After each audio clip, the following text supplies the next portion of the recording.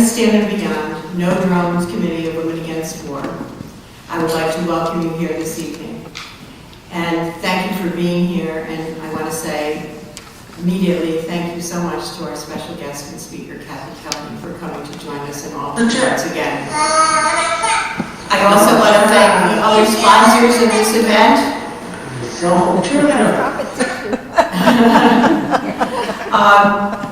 The Social Responsibility Committee Peace Team from FUSA. We're so grateful for your hospitality and your graciousness for opening your doors to us and treating us also. Barbara, thank you so much for doing that. Thank you, Ed, for all the tech work. Thank you for your openness to this. Bethlehem Neighbors for Peace, St. Bernard School of Theology and Ministry, Upper Hudson Peace Action, the Tom Payne Chapter of Veterans for Peace. Thank you, Jan, for videotaping. The Sisters of St. Joseph.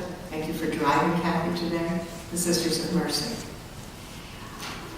I'm not going to introduce Kathy. Last summer, some of us had the privilege of working on presenting a play on drones. The title of the play is Reaper. It's written by a very intrepid peace activist from Syracuse, Jack Gilroy, who has written a couple of novels about peace activism and this powerful piece on drones. And one of the characters in Jack's play is a thinly veiled Kathy Kelly, a powerful, tenacious voice from Chicago. And so I thought I would let our pseudo Kathy Kelly introduce Kathy Kelly today.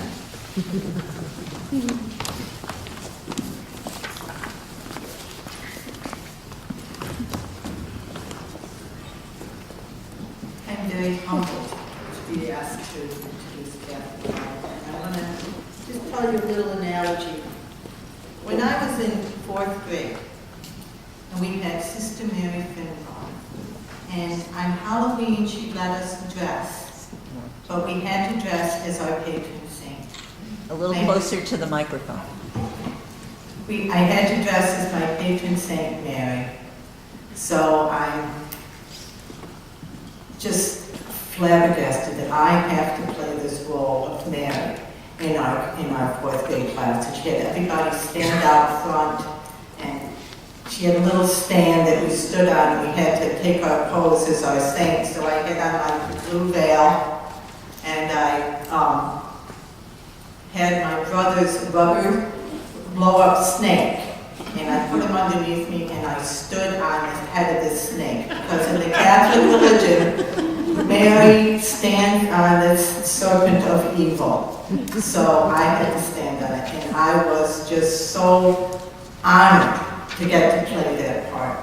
And when I got to play the part of Kelly McGuire, and I realized that Kelly McGuire was the thinly veiled Kathy Kelly, I felt kind of similar.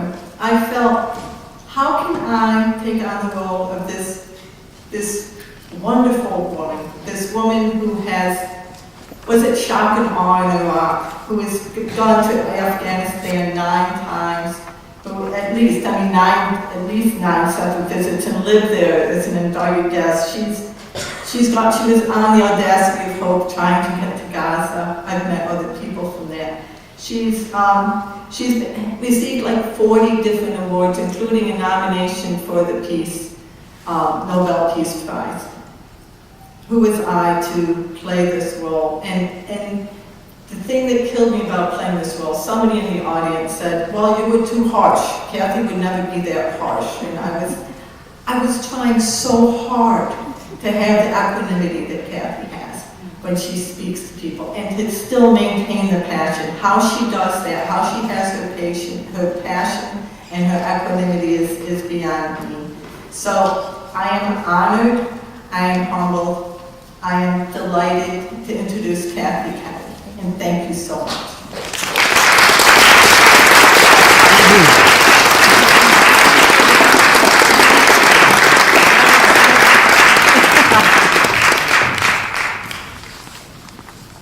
Well, good evening. That was certainly my most unusual introduction. Thank you so much. I love the idea of standing up as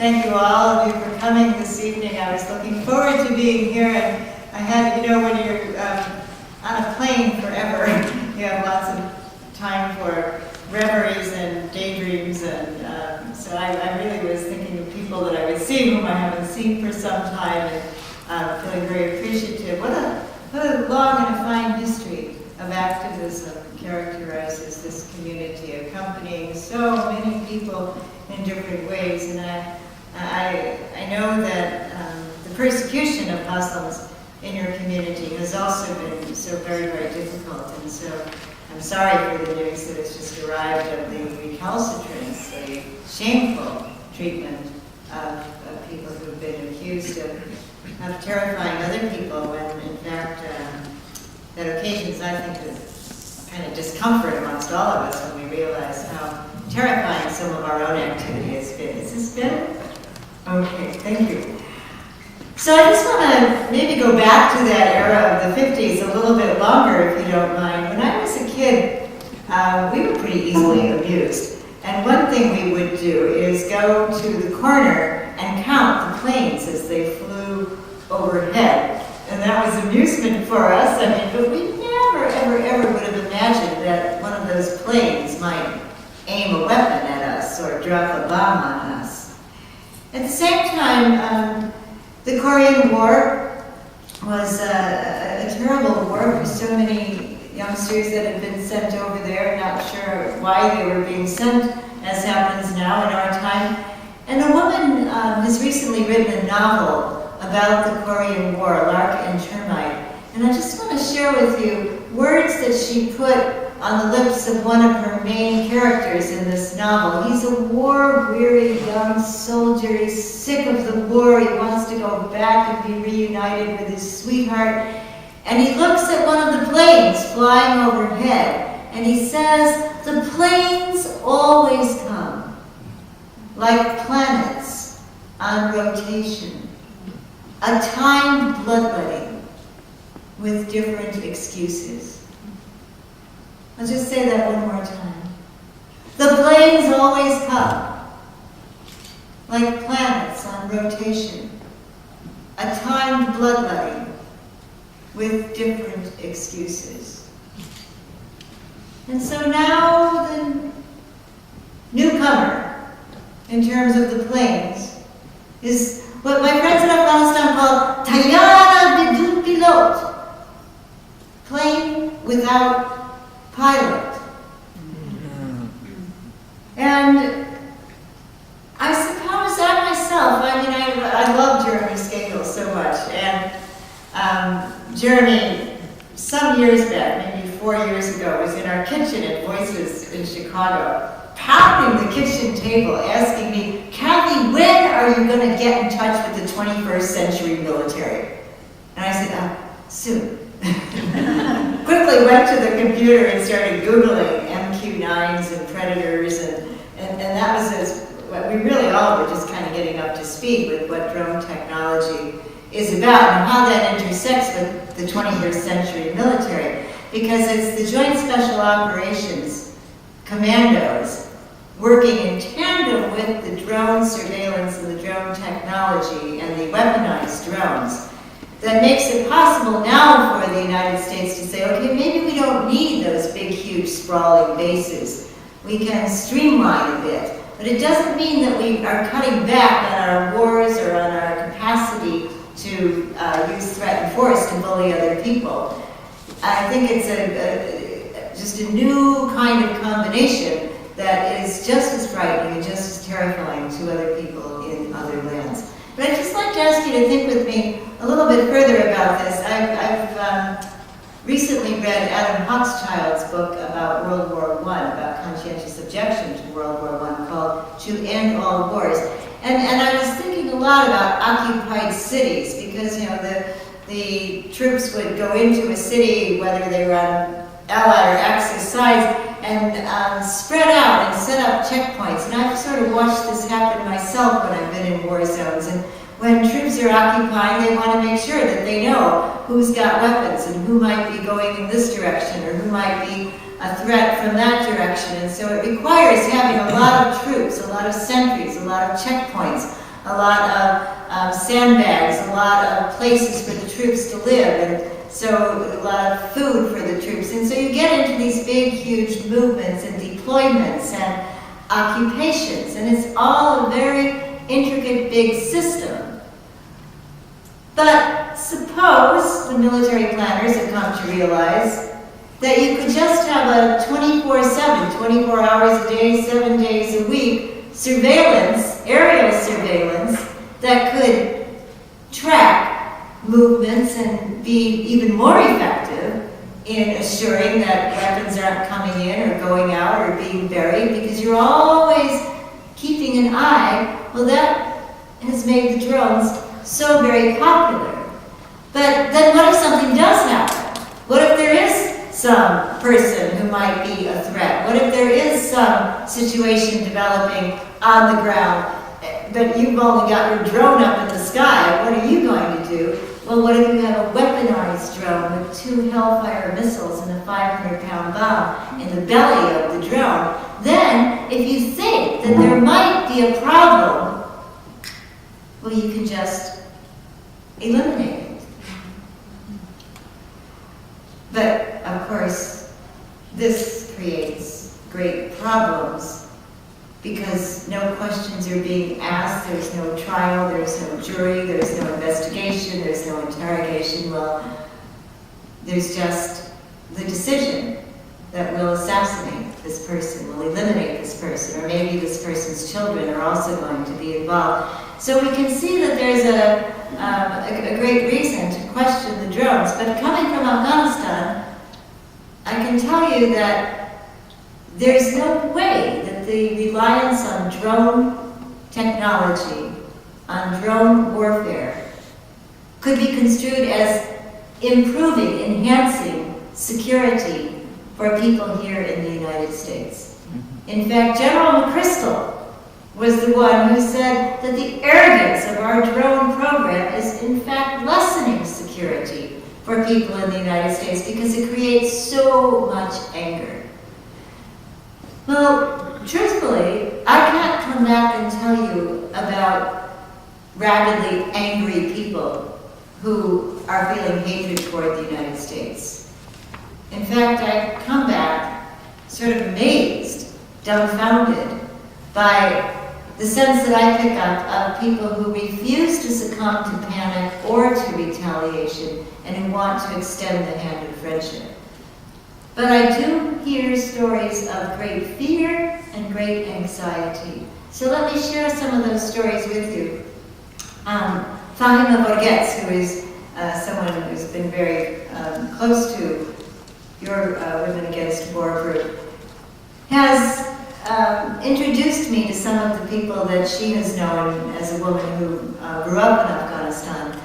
And I have to acknowledge that I can't corroborate the details of the stories I'm told. It's often not possible.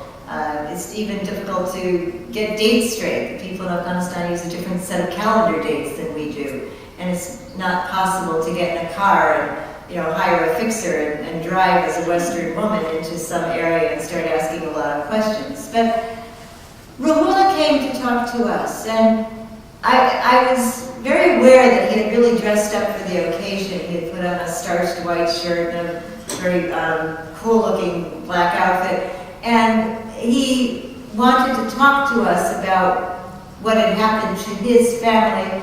But I quickly noticed that you could almost feel the lump forming in his throat. He had a big rash that had broken out on his neck and across his face. And he lost his composure before he could even get one sentence out. Rahula had begun to cry. And he said, really, this is harder for me than even the death of my sister. And I was so close to my sister. But he started to tell us about his cousin's murder. His cousin had gone to be with the in-laws, along with the cousin's parents. And it was a family get-together. They were just going to sit down, share a meal, and word came that their village was going to be subject to a night raid. Now these are despised. These night raids are sources of great fear and terror all across Afghanistan, because if people break into your home and lock up your women and hog-tie the householder and put them men in pickup trucks and take them away and for an undisclosed length of time hold them in detention, and sometimes people are beaten and sometimes they've been tortured and sometimes they've been killed. The night raids are a source of great fear. So Rahula immediately felt that he must go back and protect his family. And he picked up his gun because men in that part of the world, this was in the Maidan-Wardak province, routinely carry guns when they travel. Sometimes maybe it's because of fear of wildlife, and sometimes maybe it's fear of an enemy, but he did pick up a gun. And he happened to meet a friend of his who likewise was racing back to the village, having heard that there was going to be a night raid on their village. But they were too late. The tanks were already rolling down the streets of the village, the helicopters were flying overhead, and it was the wrong place and the wrong time for young Afghan men with guns to be showing up on the streets. So they detoured. They decided to go to another village until the night raid was over. Well, the drones that fly overhead, of course, are able to pick up heat and radar. And it seems that they must have detected Rahula and his friend. And they never showed up in the other village. They never were restored to their own families. The riverbed had frozen over, and it seems like they were perhaps trying to cross the river, and the bloody tracks were found that led to their bodies, and they had both been assassinated, apparently by an aerial attack. I want to tell you also about a good friend of mine, Raz Mohammed. He's one of the Afghan Peace Volunteers. And his sister now is 6 years, a widow. And her child, Ayman, has often asked the mother, well, where is my father? And this young mother has had to try to help the young child understand that a machine, a computer, seems to have been responsible for killing his father. His father had been a police department academy graduate, a young man, and he and 4 of his friends were sipping tea in a garden, and all of a sudden, Hellfire missiles were fired by a drone into the garden, and all 5 were killed. And the young mother and widow has said to me, believe me, I never want to see this kind of carnage and suffering happen to anyone else. But the mother-in-law is livid. And she says they do not ask, who was this? Why was that? Just they tell me when I ask, why you killed my son? Well, there were doubts. There were suspicions. And that's as much of an answer as she can get. And this bereaved mother knows that that's not sufficient to say, well, there were doubts, there were suspicions. But we can certainly hazard the guess that every time you kill or maim or wound an Afghan person, there are going to be 10 more people in that person's family, in that person's network, who are going to wish that the United States was not present in Afghanistan. Now, we're told that we should be feeling more secure, that these drones, at almost no cost to human life or well-being on the part of the U.S. military, because the pilots never leave the base, are giving us security. But there's so much that the drones can't tell us that I think is absolutely essential for our security.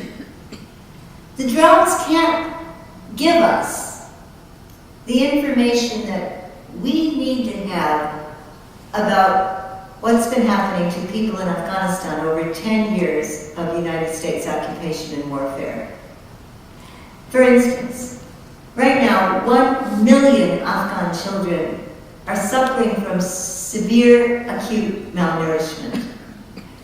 And right now, the cost to keep one soldier in Afghanistan for 1 year is $2.1 million. $2.1 $2.1 million to keep one U.S. soldier in Afghanistan for 1 year. And it's so remarkable to me, you have all of these children who are suffering from acute malnourishment. The cost to get fortified foods that would reach 15 million Afghans would be, according to the World Food Program, $6.4 million. So you send 3 of our soldiers home, and you could cover that entire cost. Or another way of looking at it, iodine deficiency disorder sets in when children are suffering from malnourishment, and without enough iodine, the brain won't develop properly, and there will be all kinds of chronic problems throughout a lifetime.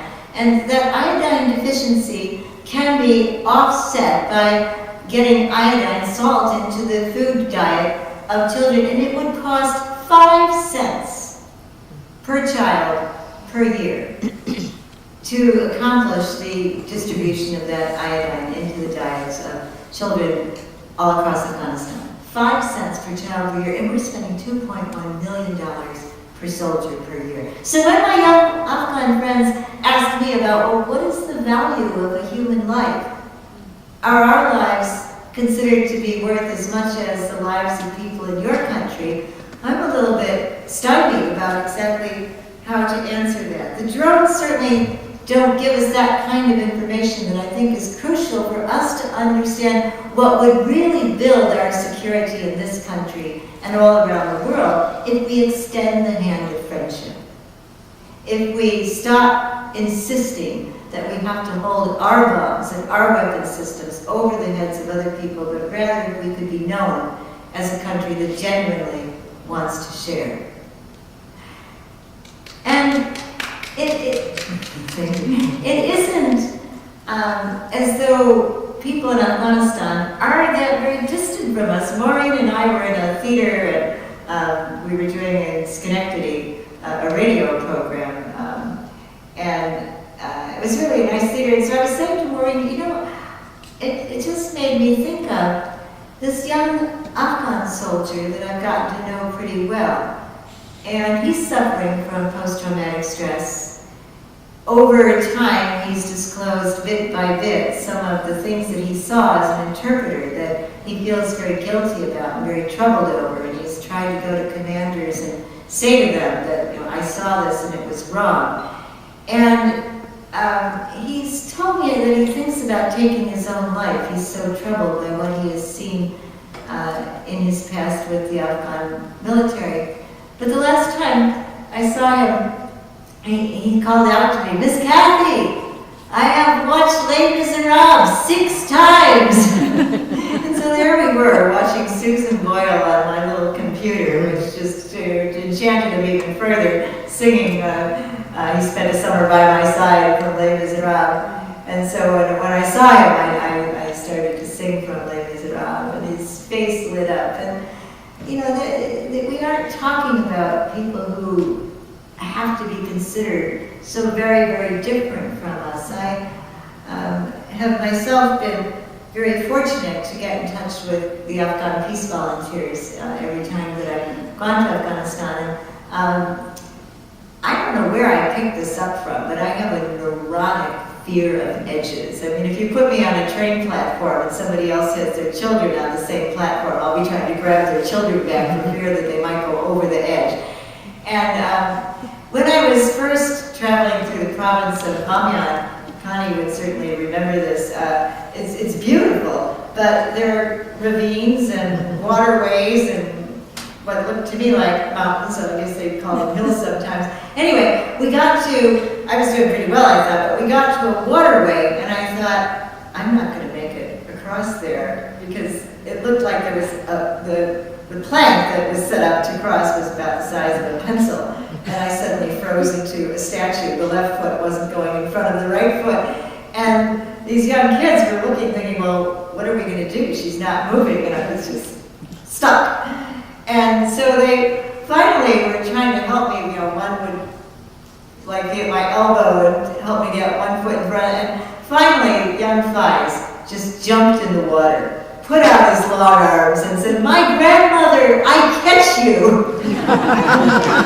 That so typifies my experience. You fall into love. You fall in love with people who are entirely lovable, wonderful human beings. So that's why I wanted to show this video. Could we pull up the video of a chance conversation with an Afghan girl?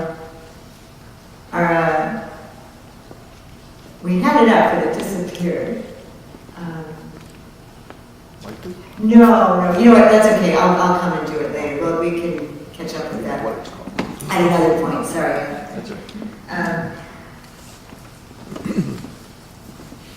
So the Afghan peace volunteers themselves have been displaced by war. Abdul Hai, when he was 2 years old, was strung up in a hammock over an open flame so that they could thaw out his body. Zarguna's father was killed. Faisal's brother was killed right before his very eyes. The Hazara youngsters live in a village where, after the Taliban forced them to flee, Tajik neighbors came and stole their livestock and whatever belongings they had. These kids have reason for desiring revenge and retaliation. And so when they say, we want to live without war, we want to live together, they're actually saying they're going to live together with the very people that have been hurting one another. And I greatly admire them for that. And what I've noticed is that consistently, they manage to control panic, and they're simply not interested in retaliation. Now, we have to move once every 6 months because of security reasons. It's the last place we moved from, all the windows were blown out by a huge explosion. And yet, I see them catching courage from one another and really refusing to succumb to panic or revenge. So I'll just backtrack a little bit. When I said it's so easy to fall in love with people, if we could dim the lights a bit, that would be great. And this is Roshan.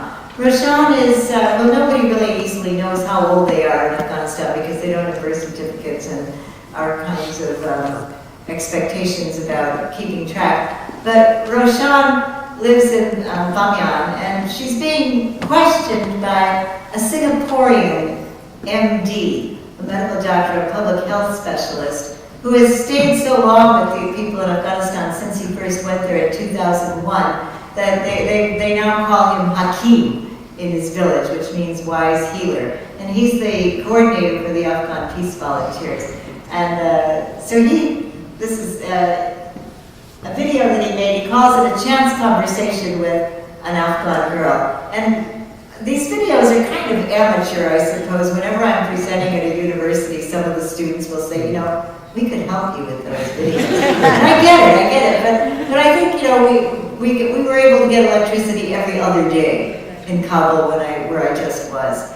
And access to the internet is another ball of wax. So if you can kind of cut them some slack, this is Hakim interviewing Roshan. Mama to check. Roshan. So children. Children.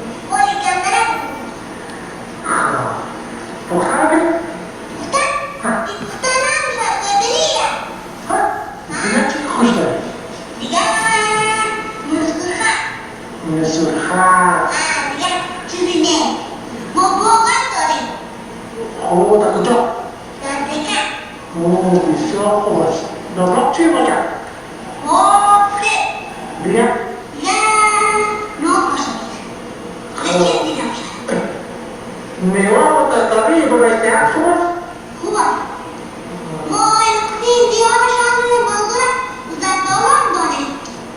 Oh, kos. Memang cakap jangan boleh. Cuk. Kami cakap dan darah jangan boleh. Kacang. Nishan. Nishan. Kacang.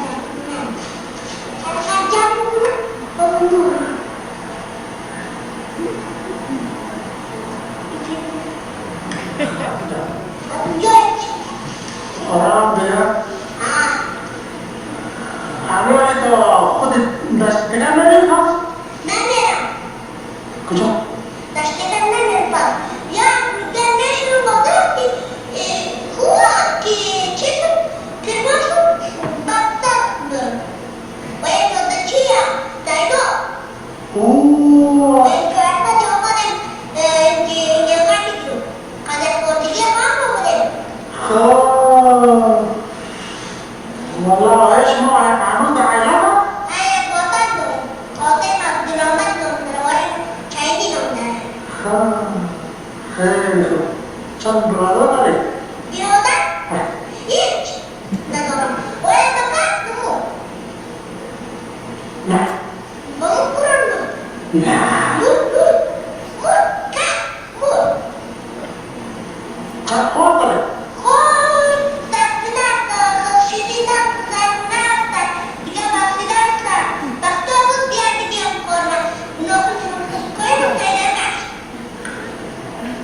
Kau berada kan hotel tak juga? Kau siapa? Kau berada kan hotel? Kau ada cina kayak kesini? Kau ada cina kayak kesini? Oh.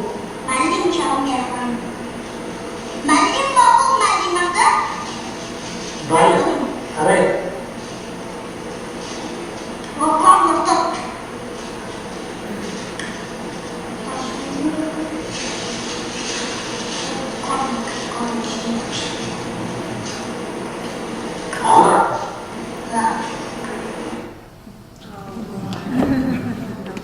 Easy to fall in love, huh? For children like Roshan, it's extremely difficult if the violence and war causes the family to become a refugee family. There are now 600,000 children like Roshan who are working as laborers because once a family flees, it's almost impossible for the father or the brothers to find work in the crowded cities that they flee to. Every single day, 400 people, according to Amnesty International, 400 people are displaced by violence and war in Afghanistan. Afghanistan has the highest number of refugees, both as in diaspora outside of Afghanistan and within Afghanistan, of any country in the world. And so for these 600,000 children that are, instead of little Roshan, not cutting onions, but working in very degrading and dangerous situations on the streets of cities, the families have no recourse. They can't send their fathers and brothers out to work, but the children can bring in some income. And so my last trip, I met Safar, and Safar was convulsively shaking when he came into the Afghan Peace Volunteer home. It was very, very cold, and he was wearing plastic slippers and no socks, and he had a thin layer of clothing on, but no jacket. And he was going to his workplace where he shines shoes, but it was very cold, and he wanted to warm up his hands over the grill of a person who was barbecuing kebabs. But the person barbecuing kebabs thought that maybe Safar was going to try to steal something, and in his fury, he whacked the child. And so Safar had a large red welt cutting across the side of his face. And he is one of 20 children now that the Afghan Peace Volunteers, who themselves have been displaced and have lived in refugee camps, have welcomed to come once a week to their homes so that they can get the kids ready to go to school. And they've availed themselves of some help from internationals, and they buy oil and rice and give those commodities to the families and persuade the families to let these children go to school. They get them warm clothing, and so now Safar is very excited. He's going to, the kids don't go to school in the wintertime because it's just too cold to heat the buildings, but Safar will be going to school soon. And that to me is certainly a sign of hope. The other thing that the Afghan Peace Volunteers did this past winter was manufacture, primarily through the work of women and young girls, 3,000 very heavy blankets which were then distributed to people living in these wretched conditions in the refugee camps. The camps are simply inadequate on every measure. They don't even have latrines. There's no access to clean water. There's no access to fuel. And so people are just huddled out in the cold under the snow and the ice and the rain, living under such rough conditions. But a warm blanket can actually make the difference between life and death. So some women had been coming to the Afghan Peace Volunteer home, and some of them had said, I think I'm losing my mind.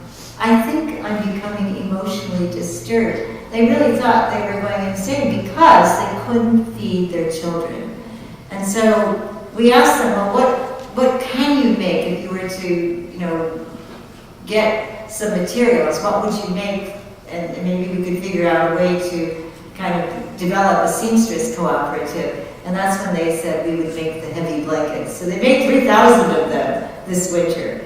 And the Afghan Peace Volunteers were very organized in making sure that 20 Pashto women, 20 Hazara women, 20 Tajik women were involved in making so that it wouldn't seem like there was an advantage given to one group over another. And the women worked together quite wonderfully. And the distribution was also handled so that they were equitably distributed as best we could. And then the other thing that these youngsters have been doing is stitching on the scarves, like the one that John is wearing here. The words in English and in Jari that indicate border-free. They were just clamoring for a world without these artificial borders. So in Jari, it's Bidune Mars. They are asking that people who would like to kind of be in solidarity with them consider wearing these scarves at their own demonstrations. So if you're ever at a trial for the people that are demonstrating at Hancock Field, you'll notice everybody's wearing a bright blue scarf. The kids in Jeju Island that are demonstrating in South Korea against new military base construction there are wearing these blue scarves. So it's it's a good motive. I've said that the drones can't give us the information that we need. I think that the United States think tanks and public relations groupings have been trying once again to persuade us that the United States was engaged in humanitarian warfare in Afghanistan, that we were there to protect the women and the children. And that's an insidious misinformation. I don't believe that the United States has been there to take care of women and children. I think the United States has been and continues to be in Afghanistan with the drones, with the night raids, with the aerial bombardments, in order to protect the possibility for the United States to develop roadways and a pipeline to extract resources and to control the pricing and the flow of resources. Underneath the Hindu Kush Mountains are rare earth elements. We use them in our cell phones, we use them in our computers. China would like to have access, Russia would like to have access. Unocal, back in the 90s, started the construction of a pipeline that has been stymied, and the United States has not yet given up on the idea of being the ones who will, with NATO, control a Turkmenistan, Afghanistan, Pakistan, India pipeline to take natural gas and fossil fuels from the Caspian Sea basin out across Afghanistan, and then be able to say to China and to Russia, we control the pricing and the flow of those resources. And so drone surveillance becomes very, very handy, because if somebody's going to threaten those greedy and competitive goals, then you've got the analysis of the footage that the pilots are gathering, and you've got the capacity to eliminate somebody who seems to pose a threat. But do the Afghan children, 65% of Afghanistan's population are under 21 years of age. Do these young people pose a threat to us, or might we be so much more secure in our world if we could extend the hand of friendship to them? Charlie King is a musician, and I guess he's probably turned 70 recently.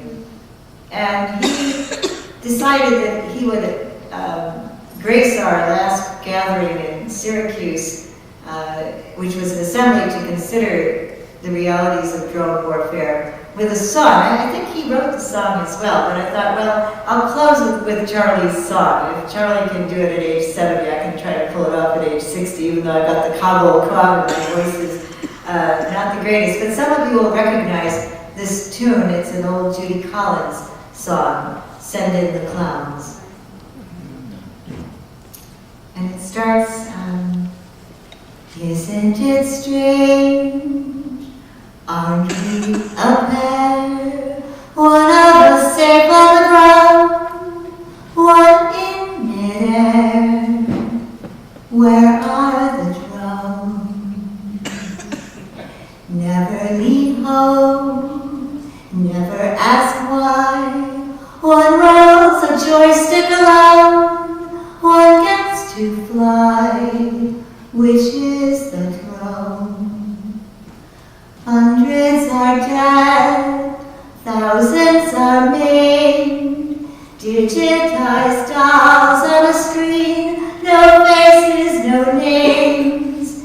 Finish my 4:00 shift, and I find I'm alone, far from the fray, address unknown.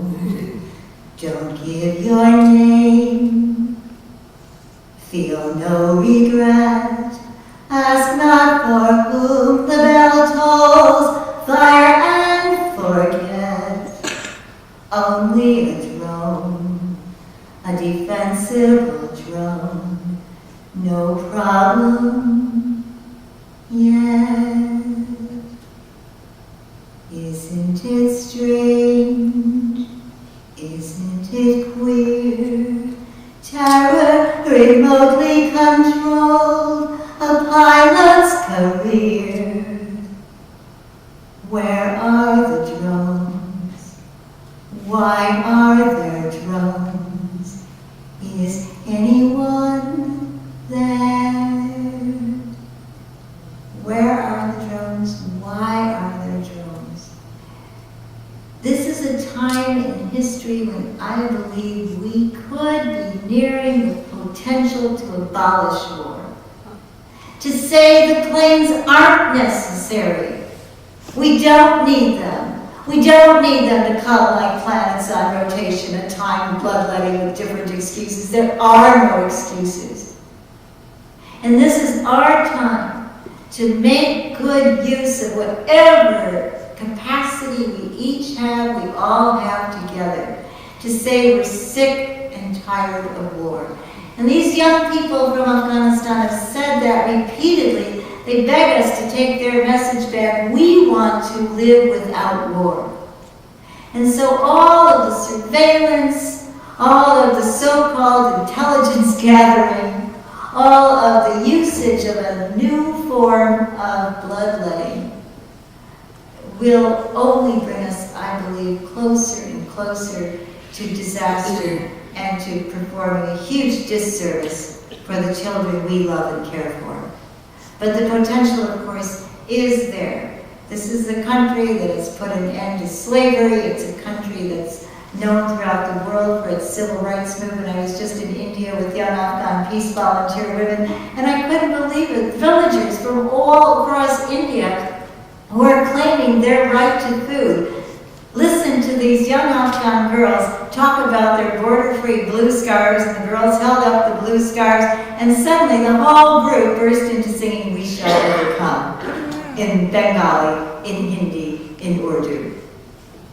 So, we shall overcome. It's because of the hard work and the tenacity and the persistence of people in this room that I hope we'll continue to catch courage from one another and believe deep in our hearts that we can overcome war. Thank you.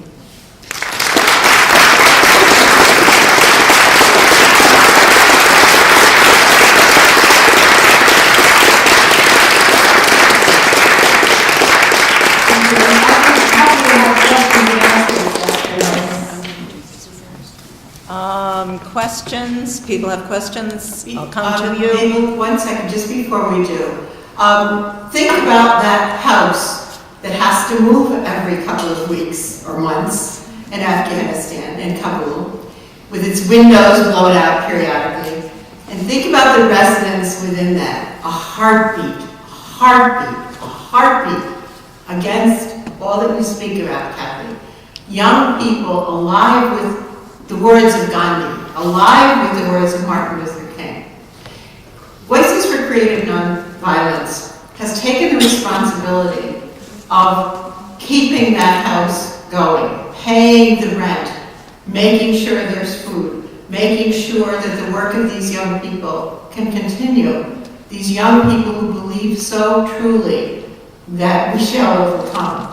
So while Mabel is going to be leading us in questions, I'm going to be sending this around. If you can donate to Voices for Creative Nonviolence, it would be wonderful. And then the other thing I want to mention is the scars Kathy mentioned. Again, the message so simple and so everything. We are fellow planetary riders. There are no borders in truth, except the ones that have been made up for someone else's profit.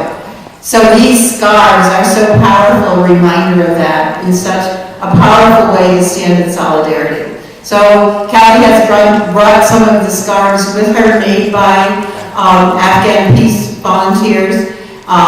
If you would be interested in having one to wear or keep in solidarity and reminder, there are no borders, we are one. The donation being asked is in the range of $10 to $20, and what is back there with those scarves afterwards, and I think Kathy will join her. Thank you. And now, Mabel, thank you.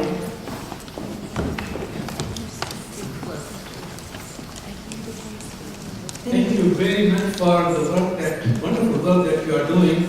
And I see two aspects. One, helping the people in Afghanistan, and also trying to stop this war within the country. I'm sure you have been making the case to the senators, to the congressmen, and to the administration, Obama administration. I would like to know what response do you get from the administration, especially coming from President Obama, who's supposed to be really for peace, and he has turned out to be real disappointment as far as the war in Afghanistan goes. Well, you know, when a surge was decided upon, I think that to some extent President Obama had been a bit cornered. He was, I don't know if you remember back when there was kind of a combination of military people, Crystal and General Petraeus, who before President Obama could say how many troops he planned to send, they said, well, he'll need at least 40,000. And that's surge in troops, I think, has continued to exacerbate and prolong the warfare. President Obama has never leveled with the U.S. public and helped people understand, well, why? Why are we at war in Afghanistan? And so we've had all kinds of disingenuous reasons given by the Obama administration. They aren't even consistent reasons. Well, we're there to protect women and children, or we're there to eliminate Al-Qaeda, and we'll be there until we have eliminated the Al-Qaeda presence. But then Leon Panetta was asked, well, how many Al-Qaeda operatives are there in Afghanistan? And he said, oh, about 55. $2 billion per week to eliminate 55 Al-Qaeda operatives? It just doesn't fit. So, I mean, this map that we are looking at right now could be called Pipelineistan.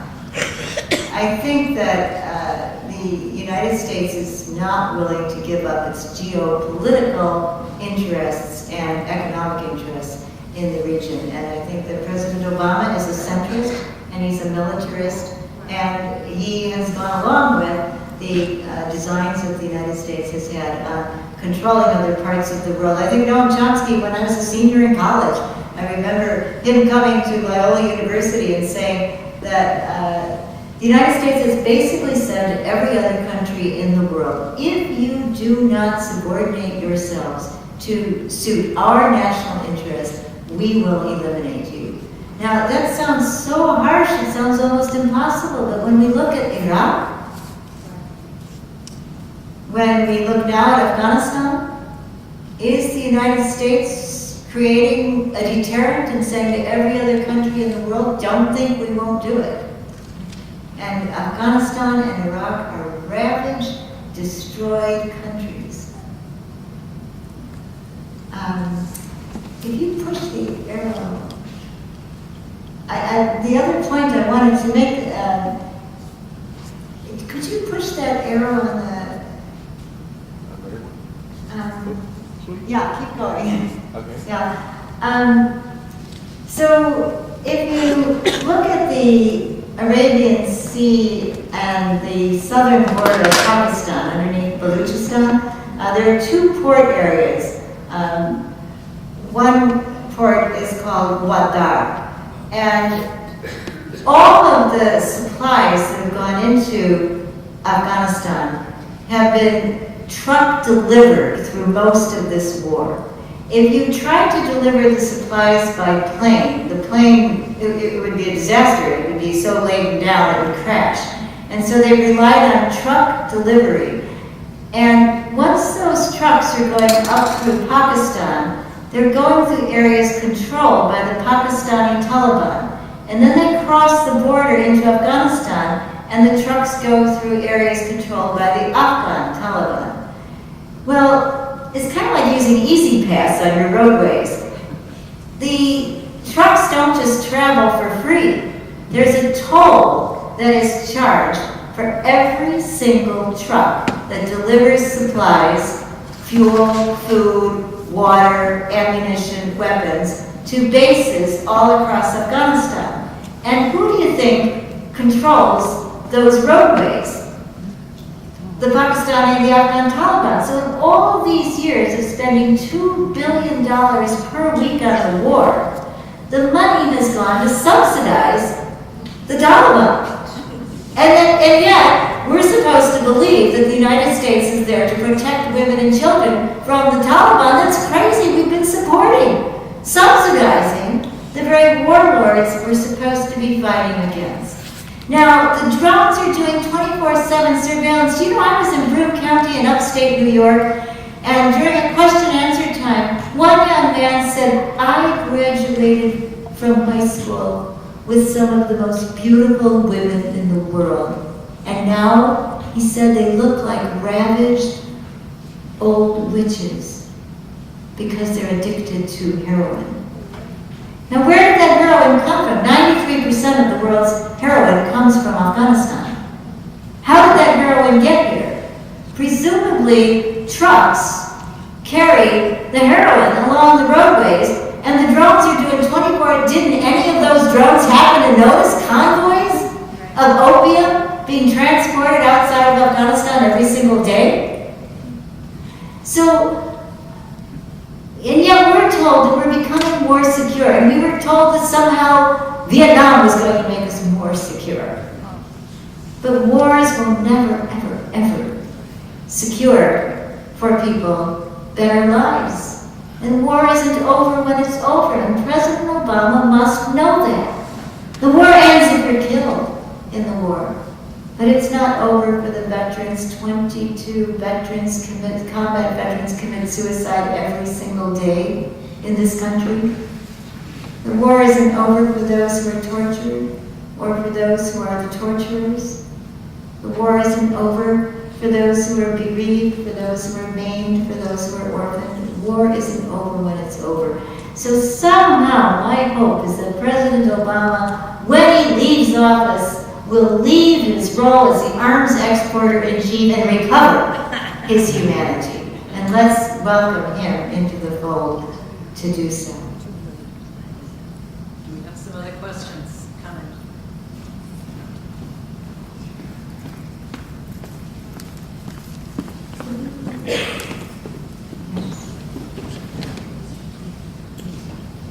Talk about all this heroin. It's coming into the United States. We have the Homeland Security guarding our ports and whatnot. They haven't found a bomb, and they haven't seemed to found the heroin coming in either. hear me? Yeah, I do hear you, thank you. I'm just wondering what they're doing.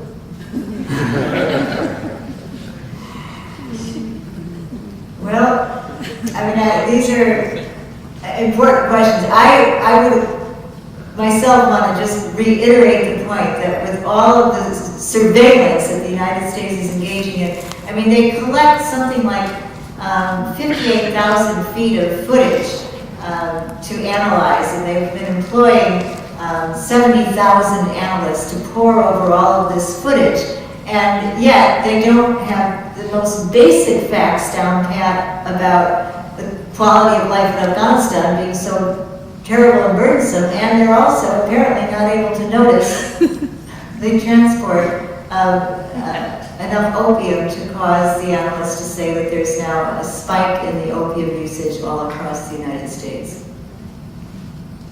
I guess maybe one other thing should be said, and that's that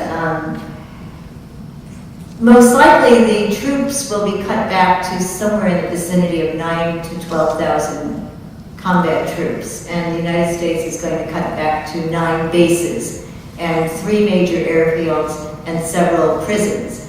But the military contractors haven't been cut back as far as we know at all. And at one point, believe it or not, there were 100,000 military contractors in Afghanistan. It's very difficult to find out how many there are now. But I can tell you it's very easy to get a visa to go to Afghanistan. The Afghanistan embassy in Washington, D.C. actually had to open up an annex building to process all of the applications for visas. And I'm not usually a shy person. I'm sort of preternaturally extroverted. But when I get on a plane or if I'm in an airport waiting lounge, I become quite shy because I feel like I'm out of uniform. Everybody else on the plane is discernibly, visibly working for either the U.S. government or an NGO. Now, the typical salary, if you're working for a higher-end military contracting group, is $129,000. The first $80,000 of it is tax-free. And so there are many, many people who found it to their advantage to be working in Afghanistan. But of the now approaching $100 billion of non-military funding that's gone to Afghanistan since 2001. $100 billion of non-military funding. $3 billion of that went to humanitarian aid. Now, $3 billion is a lot of money, I understand that, but if you divide that up through the whole population of 30 million people living in Afghanistan, that would be about $100 per Afghan person. So $3 billion is not such a huge amount when you consider that the other $97 billion was spent on counter-narcotics, surveillance, oversight, and governance. Well, they didn't do such a red-hot job. But this is money that United States taxpayers have had to give to prolong and exacerbate a futile war. And meanwhile, even in the United States, we aren't doing so well at solving some of our major problems that have to do with the environment, problems that have to do with global warming, with education, with infrastructure. So my young friends tell me, Kathy, when you can, talk to parents in the United States. Tell them not to send their sons and daughters here. It's not safe for them. It's not worth it. If they love their sons and daughters, tell them not to send them here. But that's, I suppose, that fatalism that I quoted from J. Man Phillips' book. The planes always come like planets on rotation. We get somehow lulled into thinking that there's no choice, there's no alternative.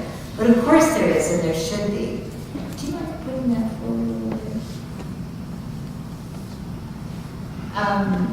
Keep going. This is my young friend Abdul Hai and poet David Smith Ferry. And Abdul Hai is someone who is a Zara, and he's going to a Pashto school. And he speaks English quite well. He's the one who has done the best in learning English. And he came up to me, kind of panicked, I suppose, and he said, I have to read a poem to the whole school assembly in English. What poem? And I said, well, remember that poem you and I read? And I started to cry the last time I was here. And it was Dan Berrigan's poem called Sun. And Abdulhai, it's a very beautiful poem. Abdulhai read the poem, and the whole Pashto school body started to clap. Thanks. And it is a place of great, great beauty. This is Banyan in the Bandi Amir area. Could you just go to the next picture?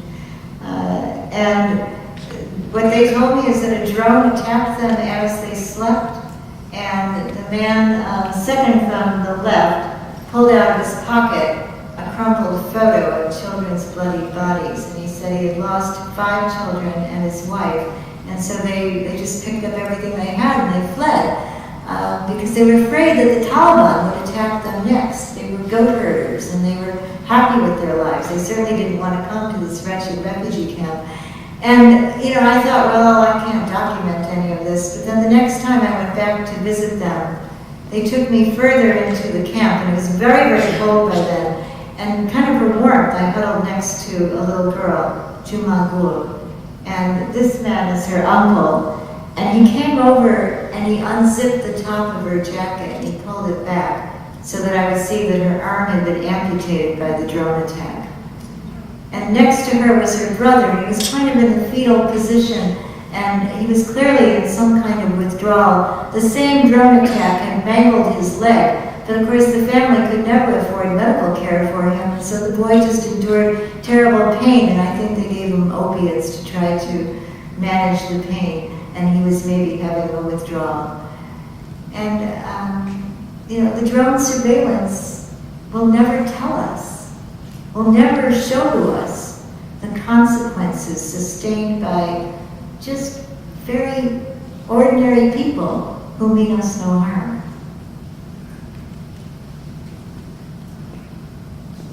Thank you.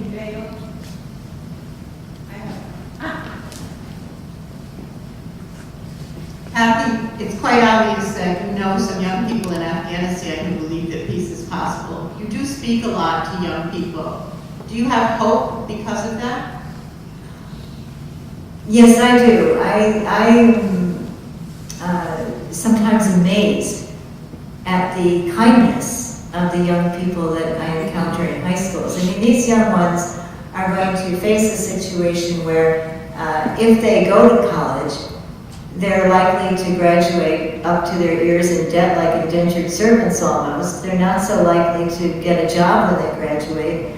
They're going to face tremendous dystopian type problems in terms of the environment and global warming and the problems we aren't solving while we keep on throwing the money at the military.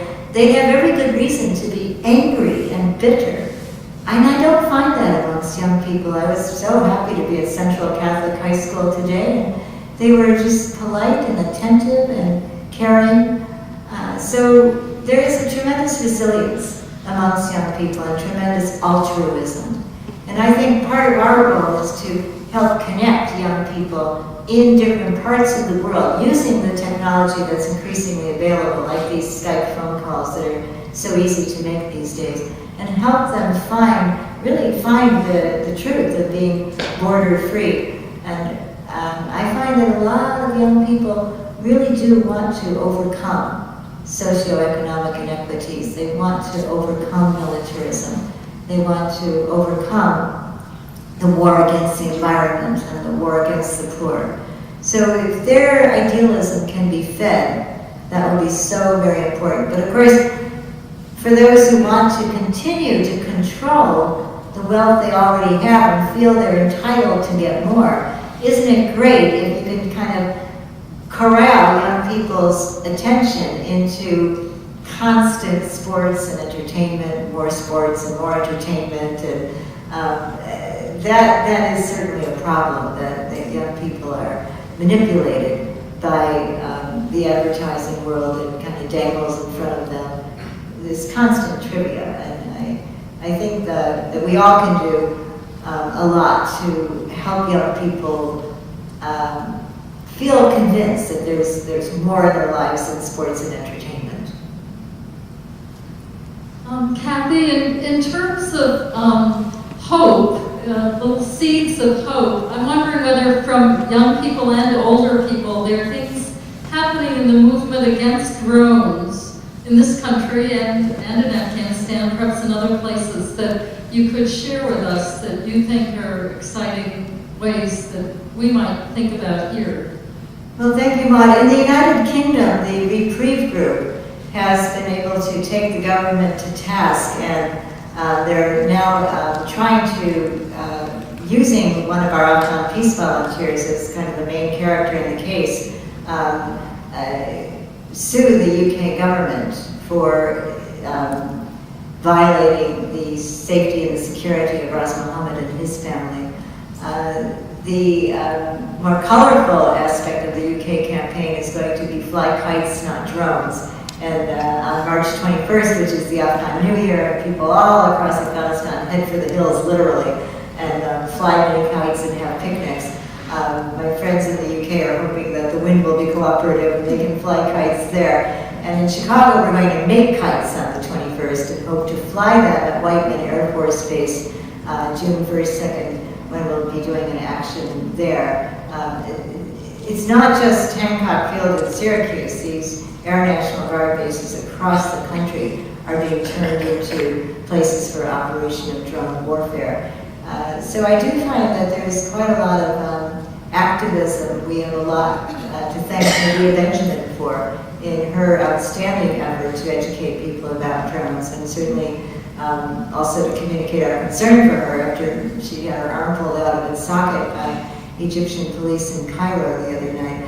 But there does seem to be an increased awareness. Richard Engel had interviewed a young fellow named Brandon Bryant on NBC, and this fellow just spoke right out, and millions of people heard him say that he had been given a certificate commending him for having killed 1,600 people. And he said, "I don't feel like a hero, I feel like a monster." And so several other whistleblower type people have spoken out about how they have been experiencing traumatic stress, post-traumatic stress, because of their assignment to operate these drones. And I remember when we first started to challenge drones out in Las Vegas at the Creech Air Force Base, it certainly seemed like, an uphill struggle just to get the word into the common parlance, what's a drone? Whereas now I think the peace movement has made some significant gains. And on the other hand, Israel has sold the drone technology to China. China has sold it to Pakistan. And the word proliferation should be meaningful to all of us. So I don't want to base our hope in fear, like, well, this is great, people are so scared they're going to start becoming active. But I do think we also have to be realistic about the world we're moving into and the proliferation of the drones. I just want to say that when 50 years ago, when I was, 50 years ago, I built and flew a model airplane. As a child, I was 11 years old. And I know what the technology was then. And I'm horrified that my childhood toy has turned into killing machines. And I can just imagine what kind of technology is now. It horrifies me. But the real reason, the thing I wanted to mention is that in the United States today, I believe the government is targeting Muslims, and they're targeting Muslims in our country. And here in Albany, of course, as you mentioned in the beginning, Yasin Arafat and Mohammed Hussein were arrested in August 2004, and they were convicted of being terrorists when, of course, Yasin is an imam, Mohammed was a pizza shop owner, and they had absolutely nothing to do with terrorism. And I feel like people have said to me, well, Lynn, the drone program, they target people so they know that they're killing the right people. And I'm like, the government doesn't know who the terrorists are in this country. We don't know. We targeted Yasin and Mohammed, and they're not terrorists. How can they possibly know when there's no trial, no reports, no anything? And I feel like there's this connection between, killing people from the skies overseas and what we're doing here in our communities of targeting people because of their religion, and I'm simply horrified by it. And I'm so glad that you go to Afghanistan and do this, and thank you very much. Well, thank you, Lynn. You know, on February 21st of 2011, the New York Times carried a story, and then the LA Times developed it with a very full transcript.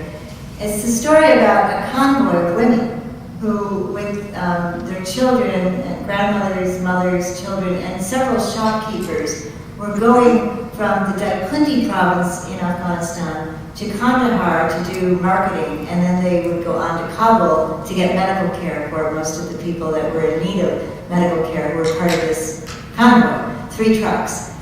And it happened that A-Team, a kind of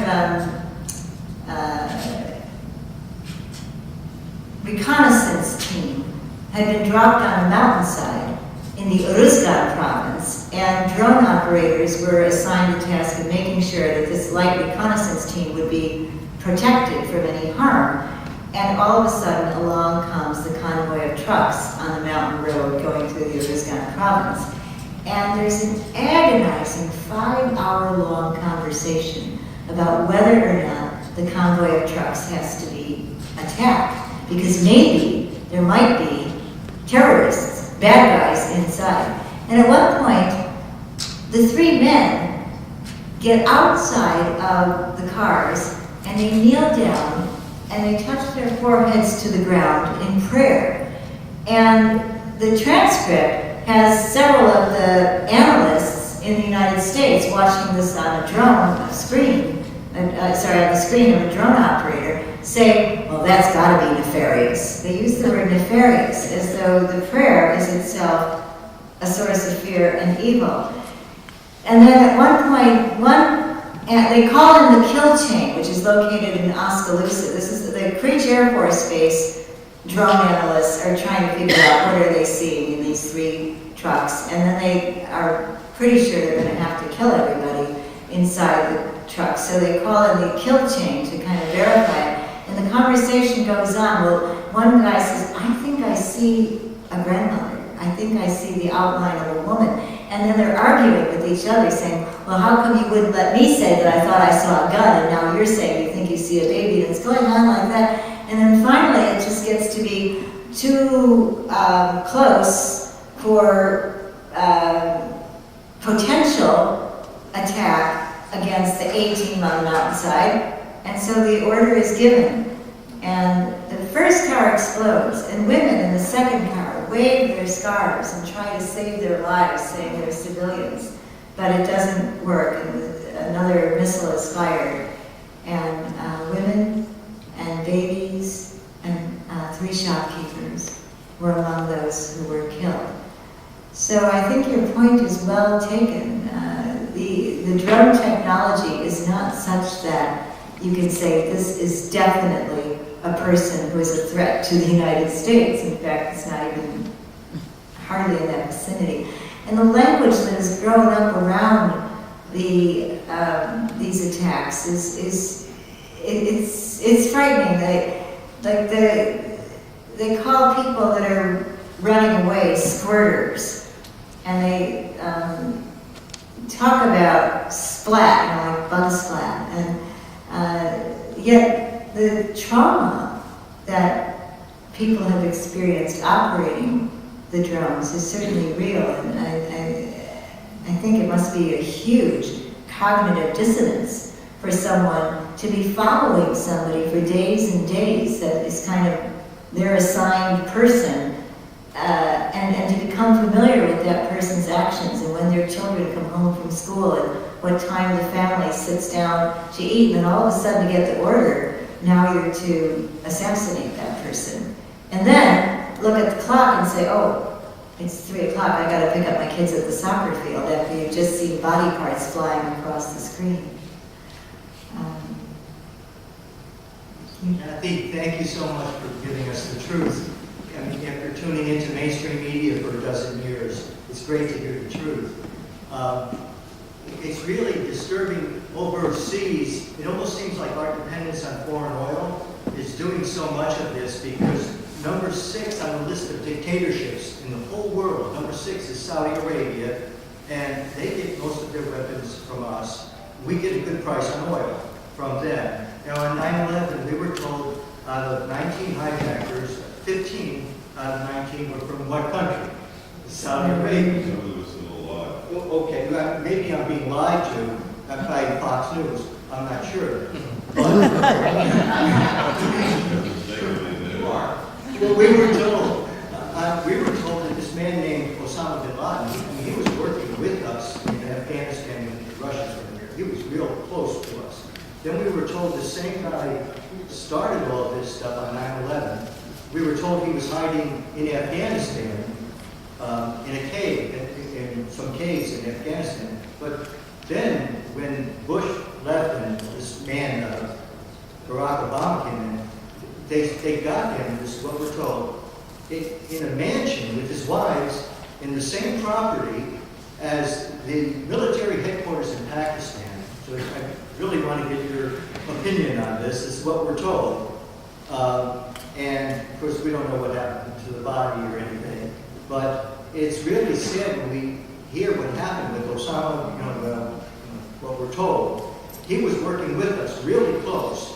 And then we're told that out of 19 hijackers on 9/11, 15 out of 19 were from Saudi Arabia, and that he was behind all of this. So I'm just wondering, first, was it our dependence on foreign oil that started all of this? And also, were we given the truth about all of this, what Osama bin Laden was doing? Or was he just basically working, for us because we really wanted to get America, change everything.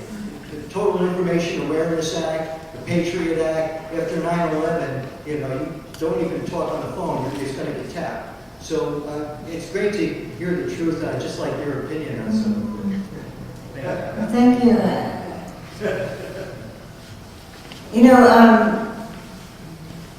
I think if my next door neighbor started to stack up guns and weapons in his garage, and if I heard that my next door neighbor had a big grievance against me and felt great enmity toward me, I think I'd at least want to know why.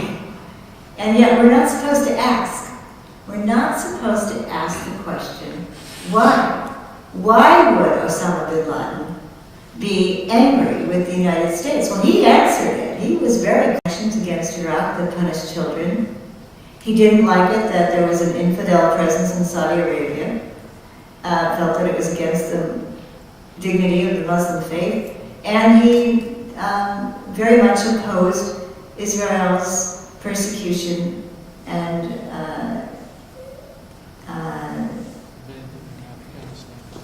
of Palestine. And so, I think when we ask ourselves, well, were any of those legitimate grievances, there was something to talk about, there was something to think about there. But we were told repeatedly by George Bush, I will not engage in any kind of dialogue with Osama bin Laden and what he represents. And I was thinking, well, I'll dialogue. I think it'd be great. Let's have that conversation. Let's try to understand. Let's see if there are any grievances that could be sorted out.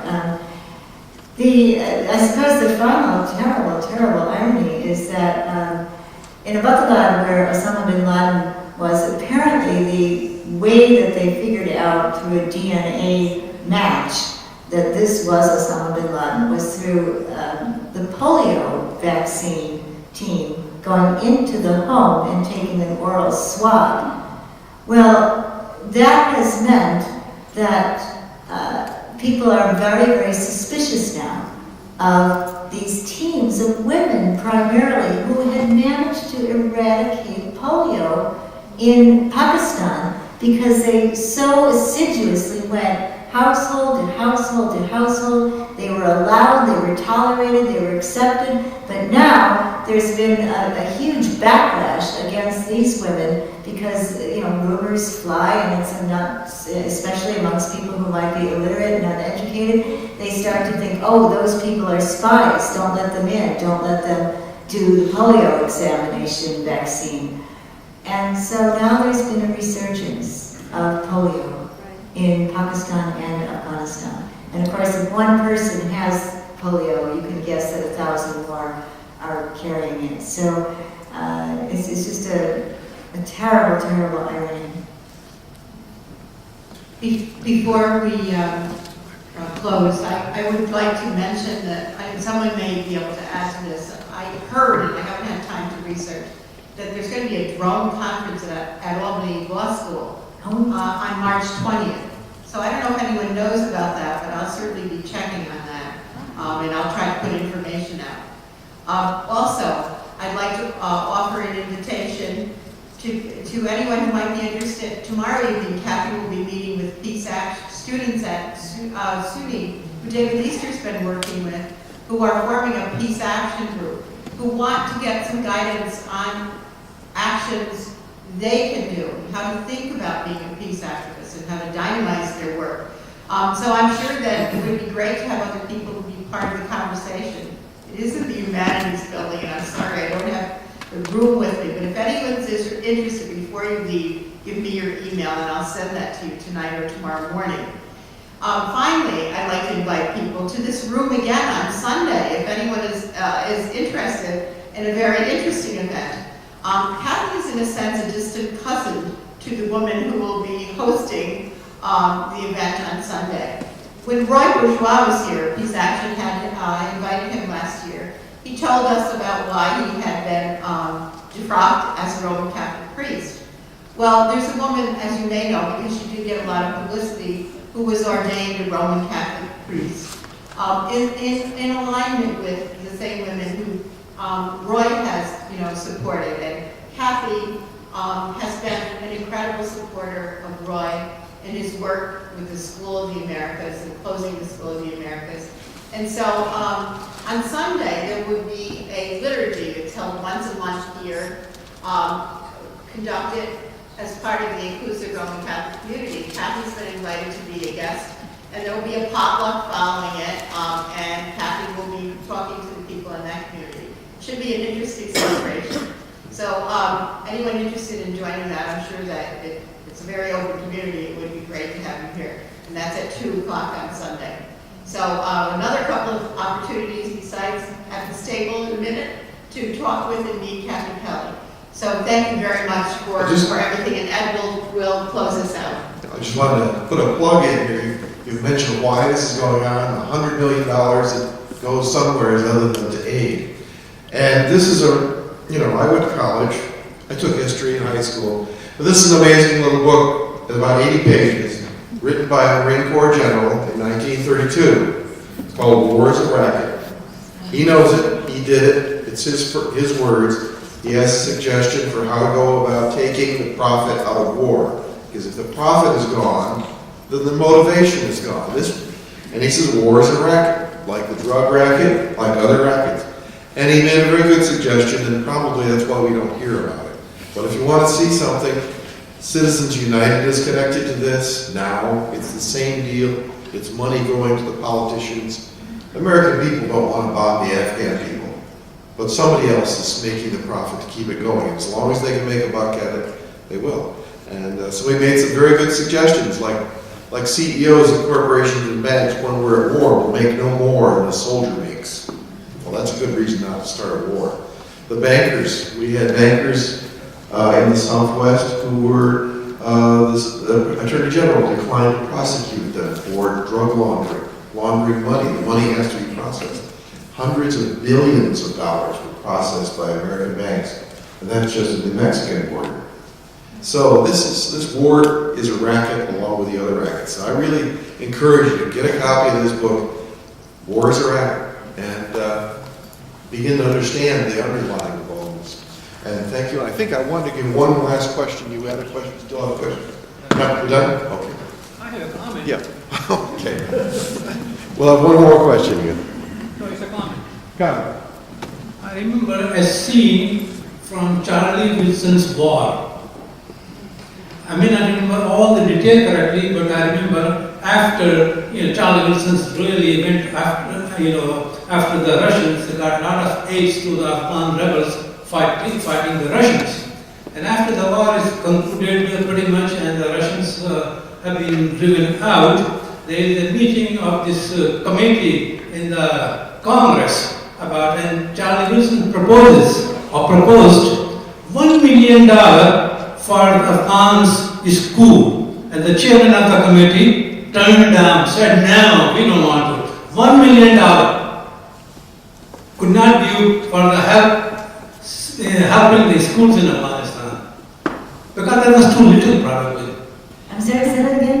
I think that was probably too little. Congress is interested in only billions of dollars a war.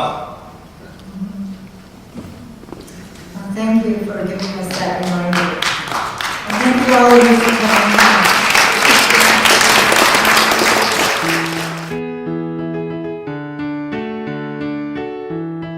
Bring them home, bring them home, bring our parents, our children home from the dust